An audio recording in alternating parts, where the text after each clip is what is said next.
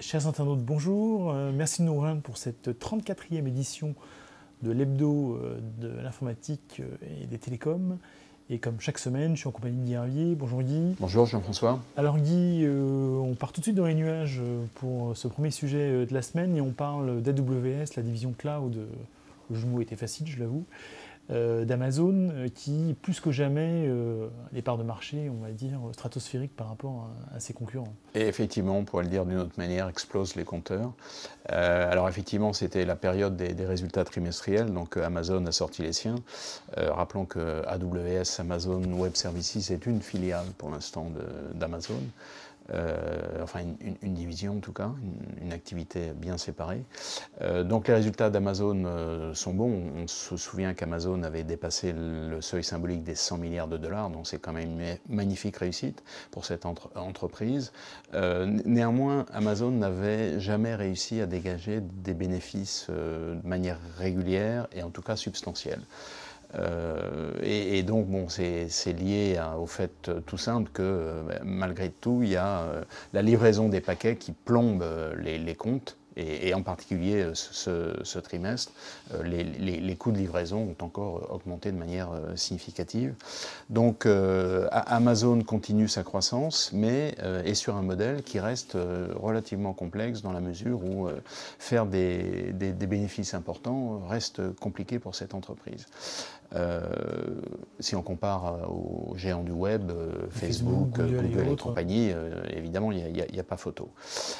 Mais on sait qu'Amazon a une filiale AWS qui, elle, est, on va dire, un pure player du web et donc fournit des services sur le cloud. Et cette filiale, depuis déjà quelques trimestres, présente ses comptes séparément du reste de l'entreprise, ce qui permet de voir que, contrairement à la maison mère, on va dire, Amazon Web Services non seulement connaît une croissance également très rapide, mais elle dégage des bénéfices qui sont très importants. Pour donner un chiffre, même si on donne plusieurs, mais en tout cas le plus important, c'est que sur le dernier trimestre, Amazon Web Services ne réalise un peu moins de 10% du chiffre d'affaires, mais plus des 2/3 du résultat d'exploitation. Donc on voit bien qu'il y a on voit où est la marge en tout cas. On voit où est la marge. Et donc vraisemblablement, ce différentiel va se poursuivre. Ce qui ne sera sans doute pas sans poser de problème pour l'entreprise vis-à-vis des actionnaires qui vont peut-être pousser à une séparation pure et simple d'Amazon Web Services pour en faire une entreprise cotée qui pourra dégager des bénéfices séparés et donc reverser des dividendes aux actionnaires. D'ailleurs, les comptes séparés de cette filiale, c'est une indication. C'est un prélude. Vraisemblablement, mais bon, pour l'instant, il n'y a rien qui a été annoncé dans ce domaine. Et alors, simultanément, le cabinet Synergie a sorti ses chiffres trimestriels sur les parts de marché sur le cloud. Et là, on voit bien que AWS est de très très loin le numéro 1, puisqu'il a plus de 30% de parts de marché, alors que les trois suivants, Microsoft. Moins de 30% de parts de marché, c'est ça, hein. Oui, les trois suivants. Ensemble, donc Microsoft, Google et puis IBM ont à peu près 25%. Donc on voit quand même qu'il n'y a pas photo, il n'y a pas des années-lumière, mais même pas loin. Sachant que les taux de croissance de ce deuxième tiers, on va dire deuxième groupe, est nettement supérieur, mais avant qu'il rattrape, il va se passer pas mal de temps. Et à signaler que les 20 suivants, donc les 20 suivants acteurs du cloud, représentent à peu près 30%. Donc on a vraiment AWS qui est loin devant, les trois suivants, IBM, Microsoft, Google, qui ont des parts de marché significatives, et puis 20 petits, parmi lesquels d'ailleurs on peut signaler qu'il y a Orange.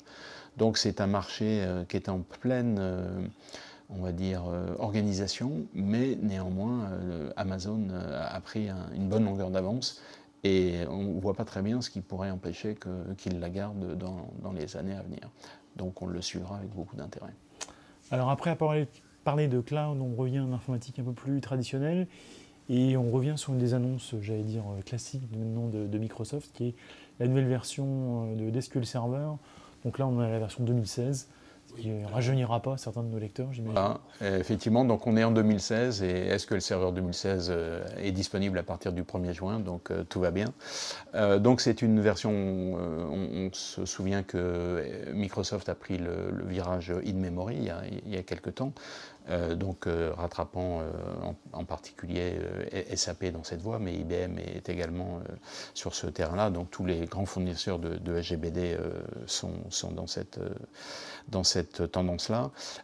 Donc une version importante évidemment pour Microsoft, puisque c'est une version qui a été conçue spécifiquement pour le cloud, donc on est un peu à l'inverse maintenant, c'est-à-dire qu'avant on développait on-premise et puis on portait ça sur le cloud. Là, maintenant c'est conçu pour le cloud, et puis bon, si un client veut le mettre sur son data center, il n'y a pas de difficultés particulières. Donc ça, c'est une annonce importante. Rappelons que, alors on a beaucoup parlé de Big Data, d'Hadoop et compagnie, mais les SGBD relationnels sont encore la pièce maîtresse du système d'information de l'entreprise. Et alors simultanément, le Gartner a sorti donc son annonce, une étude, en fait c'est une étude récurrente sur les SGBD open source, dont il sort une actualisation tous les ans. Et là, en général, il met à disposition du grand public, on va dire, les versions N-1, sur un domaine pour lequel il n'y a pas de variation considérable d'une année à l'autre. Et là, en fait, il y a deux observations principales. La première, c'est que les SGBD open source, donc dedans, il y a MySQL, qu'on connaît, il y a MariaDB, qui est en fait, c'est un fork, comme on dit, depuis que Oracle avait racheté Sun, qui avait lui-même racheté MySQL. Donc, MariaDB est un fork de MySQL. Il y a Ingress, il y a Postgres, donc il y a pas mal d'activités dans ce domaine. Et donc, en fait, ce rapport dit deux choses. C'est que la première, c'est qu'en termes de fonctionnalité, donc haute disponibilité, clusterisation, etc., sécurité, les SGBD open source se rapprochent des SGBD propriétaires. On rappelle, hein, les trois grands, c'est Microsoft, IBM, et Oracle, bien sûr. Oracle, évidemment, on aurait dû le citer en premier. Et puis SAP, qui est arrivé un peu tardivement avec HANA, mais qui a quand même pas mal bien marché, en particulier dans les grandes entreprises. Donc rattrapage sur le plan fonctionnel. Et puis alors, le point évidemment le plus important qu'on connaît, mais qui est rappelé à nouveau, c'est qu'en termes de TCO, donc en bon français, Total Cost of Ownership. Là c'est un calcul qui est fait sur 3 ans, donc les coûts globaux sur 3 ans de la mise en œuvre d'un GBD. Là pour le coup, l'expression il n'y a pas photo est tout à fait appropriée, puisque alors de mémoire, sans citer trop de chiffres, mais de mémoire, le différentiel entre MySQL et puis Oracle, donc puisque Oracle c'est quand même le leader, c'est de 1 à 30. Et entre Postgres et Oracle, c'est de 1 à 10. Donc on voit qu'il y a vraiment des gains économiques à trouver en utilisant ce genre de SGBD. Alors le Gartner ne dit pas jetez à la poubelle vos SGBD et puis remplacez tout par l'open source, ce serait complètement ridicule.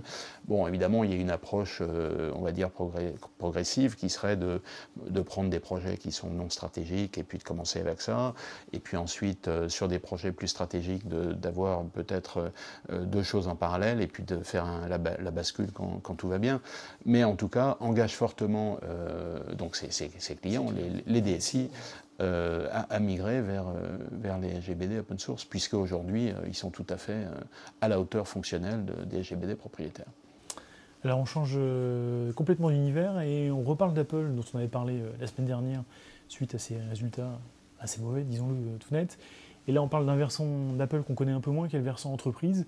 Peut-être d'ailleurs la solution pour un futur plus brillant pour Apple, puisque Apple vient d'annoncer rien moins un partenariat avancé avec des leaders de l'informatique d'entreprise, qui est SAP, bien sûr.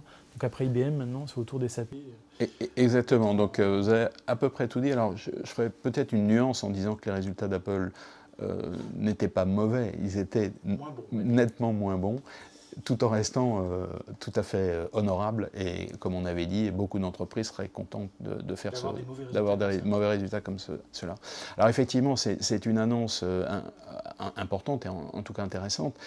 Donc il y a deux choses. Il y a SAP qui, par le biais de cet accord, de ce partenariat, va développer avec le langage Swift d'Apple, dont on dit le plus grand bien, va développer des applications natives sur iOS.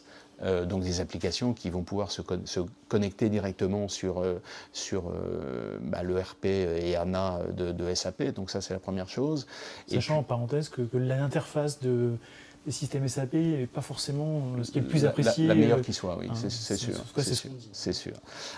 Bon, même si SAP a essayé de faire pas mal d'efforts, mais enfin, c'est sûr qu'on reste dans des interfaces qui ne sont pas tout à fait celles qu'on connaît quand on utilise un smartphone, par exemple. Et le deuxième point, c'est que SAP va mettre à disposition un nouveau SDK donc pour les développeurs pour développer plus facilement des applications sur iOS. Donc, comme vous avez dit, c'est un accord important pour Apple qui suit de quelques mois celui qui avait été signé avec IBM. IBM et SAP, deux acteurs qui sont, eux, au cœur de l'entreprise. On ne va pas dire que Apple n'est pas au cœur de l'entreprise, mais est un petit peu à la périphérie. Je pense que c'est rien de... Il n'y a pas d'injurieux. Non, absolument. Et donc pour Apple, c'est vraisemblablement, enfin c'est un des moyens à la fois pour l'avenir, pour trouver des sources de croissance, mais pour devenir partie prenante dans le système d'information de l'entreprise, sachant qu'on a bien compris que le PC est toujours le point d'accès du SI, mais le smartphone le devient tout également, et on sait bien qu'il le devient à tout moment, puisque le smartphone, on l'a dans sa poche, alors que le PC, même à la limite, s'il est portable, on le met dans son sac, mais c'est quand même plus compliqué, alors que le smartphone, on sort facilement. Donc c'est pour Apple une évolution intéressante. Et vraisemblablement, enfin, on peut s'attendre à des accords un peu comparables avec d'autres grands acteurs du SI d'entreprise dans les mois à venir. D'autant qu'il y a l'iPad quand même, qu'Apple aussi soit poussé pour remplacer éventuellement les PC. Effectivement, on a dit smartphone, mais l'iPad est tout à fait concerné par cet accord. Alors ça, c'était pour la semaine passée. Pour les semaines à venir, on parle de la Cloud Week 2016.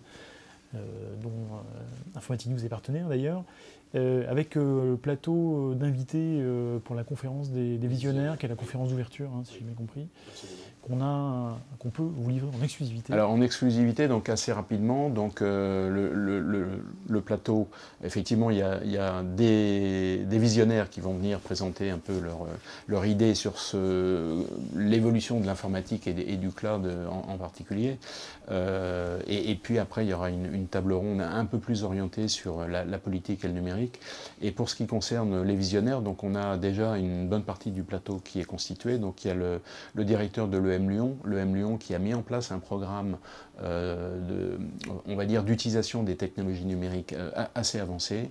Il va y avoir Fan Nui, qui est le champion d'Europe du Go, qui a perdu contre AlphaGo, on le sait, mais qui, après sa défaite contre le programme informatique, est devenu consultant pour DeepMind pour travailler et battre ensuite le champion du monde.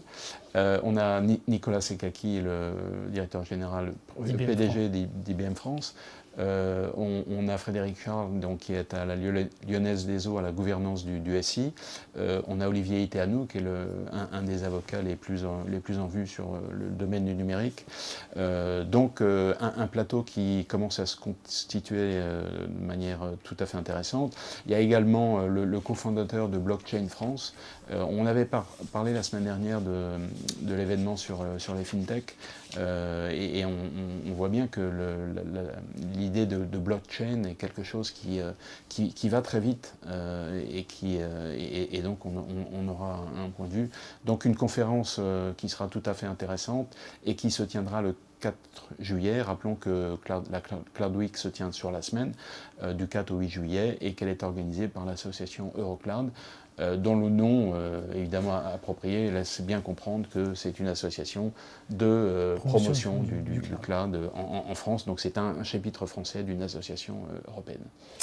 Et puis pour conclure, un petit coup de gueule par rapport à Facebook qui, malgré ses déclarations finalement, dans le cadre de l'élection US, oui, n'a pas choisi son camp, si l'on peut dire. Absolument. Donc, effectivement, Mark Zuckerberg n'avait pas caché son penchant pour les démocrates, et plus que ça, même comment dire, pas hostilité, le mot est un petit peu fort, mais en tout cas... Disons qu'il ne partirait pas en vacances forcément avec Donald Trump. Absolument, et là, alors c'est le Guardian qui a sorti l'information disant que Facebook était sponsor de la convention républicaine qui se tiendra en juillet. Bon, c'est un peu, on va dire, le coup de gueule, l'égratignure de la semaine, c'est un peu agaçant. On a vu d'ailleurs que Facebook, bon, dans l'historique des élections présidentielles et du rôle des médias, bon, il y avait les trois grands, les trois majors, ABC, NBC et puis CBS qui étaient omniprésents, puis après CNN et puis après Fox qui est arrivé, CNBC. Donc il y a eu une évolution, et là, depuis, donc cette fois, c'était très clair aux primaires, et même l'élection précédente, au niveau des primaires et de l'élection finale, Facebook est devenu un acteur quasiment incontournable dans les élections présidentielles américaines. Donc c'est vraiment une évolution qui doit être notée. Et puis, bon, c'est pas tout à fait fini, puisque bon, les primaires démocrates sont quasiment bouclées, mais pas officiellement. Et puis après, ce sera la deuxième partie qui va s'ouvrir avec des élections en novembre. Donc Facebook a encore pas mal de choses à faire dans ce domaine. Merci Guy pour cette intervention et cette analyse. Merci à toutes et à tous de nous avoir suivis. Et on se retrouve donc la semaine prochaine pour une nouvelle édition de l'hebdo vidéo de l'IT et des télécoms. Merci, à bientôt.